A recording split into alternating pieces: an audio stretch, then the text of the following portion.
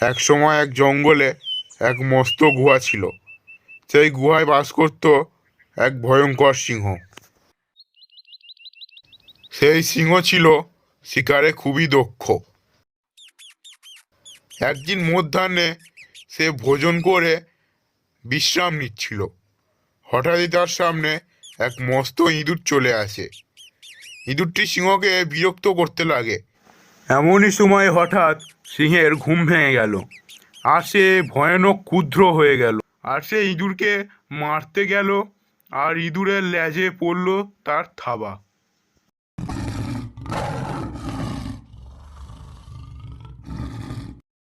সিংহের গর্জন শুনে জঙ্গলের সব প্রাণীরা সেখান থেকে দৌড়ে পালালো, কিন্তু ইঁদুরের কোনো ভ্রূক্ষেপই হলো না। ঠিক সেই সময় সিংহ বলল, ওহে ছোট নেংটি পিত্তি ইঁদুর, তুই আমার ঘুমে ব্যাঘাত ঘটাস? তোর এত সাহস হলো কি করে? তুই জানিস না এই জঙ্গলের রাজা আমি, সিংহ রাজা?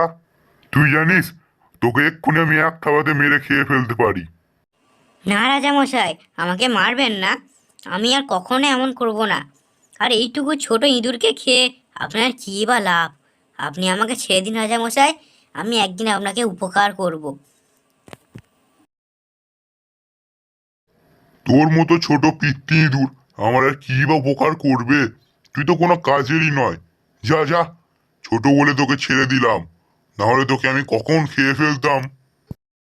না রাজামশাই, আমার মতো ছোট ইঁদুরও আপনার মতো বড় প্রাণীকে সাহায্য করতে পারে।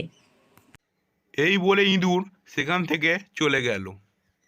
আর সিংহ বলল, ওইটুকু একটা ইঁদুর, সে নাকি আবার সাহায্য করবে আমাকে? কত সাহস তার! তারপর বেশ কয়েক মাস কেটে গেল। এমনই একদিন সকালে সিংহ শিকার করতে চলল তার গুহা ছেড়ে।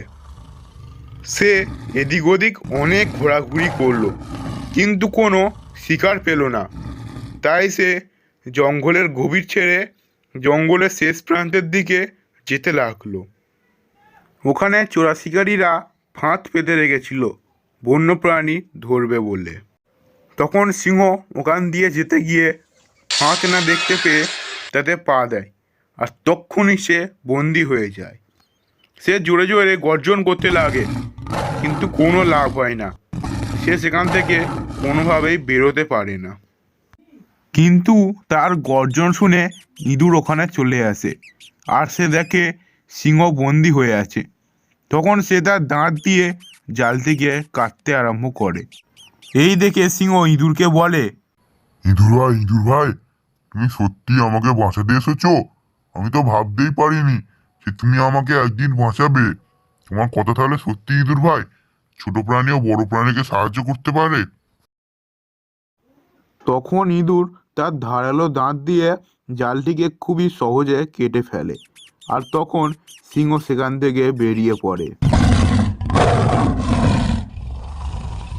ইঁদুর ভাই, আজকে তুমি না থাকলে আমার কি যে হতো! ওরা হয়তো আমাকে ধরে নিয়ে কোনো চিড়িয়াখানায় দিত, বা হয়তো আমার চামড়া বিক্রি করে দিত। আরে না না সিংহ মামা, তোমার মনে আছে তুমি একবার আমাকে প্রাণে বাঁচিয়েছিলে? তাই আমিও আজ তোমার প্রাণে বাঁচালাম। দেখলে তো, ছোট প্রাণীদেরও দাম থাকে। হ্যাঁ হ্যাঁ ইঁদুর ভাই, তুমি ঠিকই বলেছো। ছোট প্রাণীও সময়ে কাজে আসতে পারে, ছোট প্রাণীদেরও গুরুত্ব থাকে। আচ্ছা, এবারে চলো গুহার দিকে রওনা করি। হ্যাঁ হ্যাঁ, চলো রাজামশাই। এই বলে তারা সেখান থেকে চলে গেল। তারপর থেকে ইঁদুর যখনই সিংহকে বিরক্ত করত, সিংহ তাকে কিছুই বলতো না। কারণ সিংহ বড় ভয়ঙ্কর প্রাণী হলেও সে ইঁদুরের সঙ্গে বন্ধুত্ব করে ফেলেছিল। আর এভাবেই চলতো তাদের জীবন।